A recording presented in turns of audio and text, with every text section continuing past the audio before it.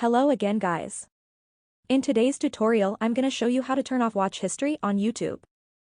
It's very easy. Just a couple of steps. First let's quickly check if YouTube is updated. Go to the App Store or Google Play Store and find YouTube. If there is a button update, click on it and wait a couple of seconds. Then open YouTube and in the down right corner click on the library.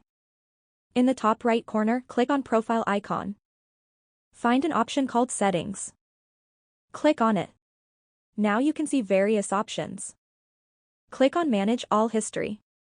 New window will show up. Click on Saving your YouTube history. Here click on Turn Off. Now you pause your watch history on YouTube.